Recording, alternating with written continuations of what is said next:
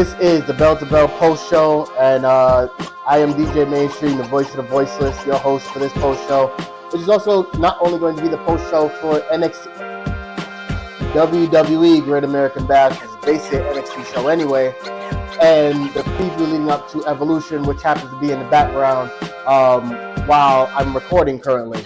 I want to say before I even start this post show that I want to give a lot of props to the superstars, the talent that was on that show last night, because to go head-to-head with AEW All In while also the Beyonce concert's like going on. I guess, no, that's for tonight. I'm sorry. But just the hubbub of everything else going on the day. Like, I was exhausted even realizing, like, oh, shit, I have to go back to even watch Great American Bash. But I just want to say shout out to all of them to even persevering, going through it, getting the going through the PLE and showing up and showing out like all the NXT talent do. That starts with the Javon Evans and Jasper Troy. I think I may have said this in the pre-show.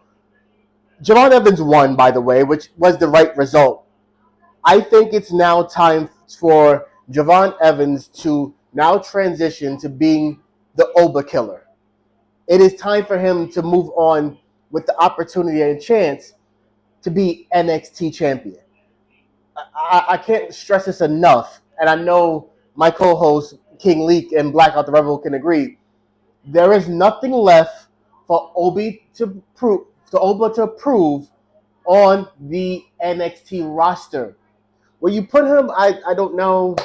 Listen, me and Blackout had a conversation when we watched NXT last week.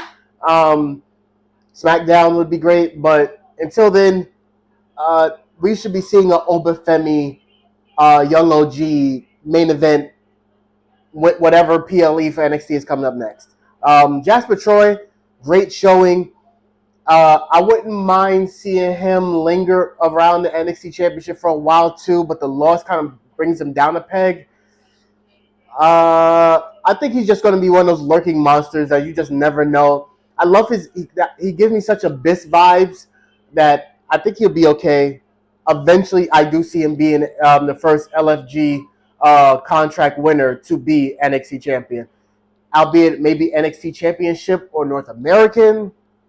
Needless to say, I do see it happening within the current, timeline, maybe within a year or so. Sol Ruka versus Izzy Dame. It was a great match. I honestly feel like Izzy's improved over a course of time since being like the background character a lot at NXT maybe 2 years ago to now. This role with her on the culling is great. Tatum Paxley is great, but that's like I'm basically saying what we all know from those in the Performance Center to those who watch at home. Where does Sol Ruka go from here? Again, I'm preparing for a Zaruka split. I want that to happen. I'm ready for it to happen. But in lamest terms, with like Izzy Dame, please don't take her out of the momentum that she got from last night. I feel like there's a coast here that she can ride. Either that or let her be whoever's the next tag team. Like if they're going to do a women's tag team number one contendership for the championship, put her with Tatum Paxley and let them cook. Like, you know what I'm saying? Like, there's no reason Izzy Dame should regress after a Sol Ruka loss. I do think the next match, Ethan Page, Ricky Saints, I expected these two to work. Like, there was no doubt Ethan Page and Ricky Saints was going to give me the physicality, the storytelling. They understand the art. Needless to say, I'm with you, Ethan Page. 100%. Ricky, we're done. We're done here. I don't know what happens. Again, I'm one of those big people where feuds end. Ricky Saints takes the L. I don't see him regressing. I see him progressing. Call him up. Who Ethan Page faces next? Maybe Young OG if y'all not ready to put him in NXT Championship contendership, but whatever. I do think it's time that Ethan Page gets somebody fresh to face because eventually he should get called up. But that's neither here nor there. I want to say overall, we already knew that the match between Obafemi and Inamura was going to be what it was. I, I just I want to give everybody the understanding at home that Pro Wrestling Noah is a great establishment with stars that people that you've known and probably seen, maybe not know the name of. Inamura he is such a great representative of that company for what he's done with NXT in the past 2 years. And I really hope that this just maintains a stronger relationship between the two brands. Obafemi, it's time to get called up, man. I don't know what else I can say. Call him up. Let him drop it to the young OG. Let Javon Evans be the youngest NXT champion of all time. Call him up. Jordan Grace versus Blake Monroe. Obviously, they beat Fatal Influence. Blake Monroe. The note here is Blake Monroe pinning JC Jane is going to be a good segue into how JC Jane and Jordan Grace's match tonight on Evolution. I've already told Blackout this and even transitioned how I'm going to go into Evolution now. I honestly believe we're getting to the point where Jordan Grace is going to win tonight. She beats JC Jane. Her and Blake continue this connection of friendship. She pulls a Toni Storm on her. Blake gets the championship. Vengeance Day, Stand and Deliver time, maybe sooner. And at that time, we're basically looking at what I feel, Fallon Henley turning on JC Jane getting called up. Fallon Henley stays in line of going for NXT Championship. Are you with me?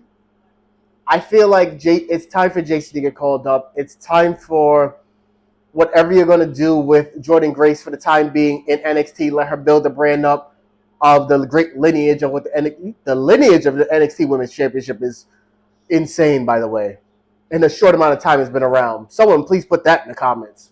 But we're talking about a very big move on what they're going to do as far as the transition from JC Jane and Jordan Grace to Blake Monroe. Kudos to Shawn Michaels and the whole PC team and what they're doing with the NXT brand. But even now going on to that with the NXT brand, you have the tag team title match tonight. I'm going to honestly say I see the Kabuki Warriors winning that Fatal 4-Way tag team match. If not, Judgment Day retains, and that transitions to whatever storyline they build into for Monday's Raw. Naomi, which I didn't even realize after watching it today, Naomi and Jade's match now has a special referee, and the special referee is now being Bianca. I don't know how that goes, but it's going to be a great match. Kudos to all three women for carrying this storyline as long as it has. Trish is not winning, but she is great to be there. But I love the aspect of what Trish brings to the element of Evolution. I low-key have Nikki Bella winning that gauntlet battle royal they have, and her going on the Clash of Paris. That may be my hot take. But that would be some interesting television. Nikki Bella going to Clash of Paris to going for the maybe WWE Women's Championship and turn Tiffany Stratton into a low-key legend killer? Perhaps. But we'll see. Again, this has been the Bell to Bell post-show, a little bit of an Evolution pre-show. I am going to do an AEW All-In review. That's coming up, what I'm about to record in a bit. But again, follow the podcast at Bell to Bell Pod on Instagram. Make sure you hit our link in the Instagram on how you can donate to the show by Cash App or buy me a coffee. And please subscribe. The algorithm is great when y'all put us right in line with the rest of the wrestling podcast because we are the wrestling alternative. And I feel like Black is going to kill me if I don't know. This is Bell to Bell. Yeah. No, not with more oomph. It's been a long weekend. God.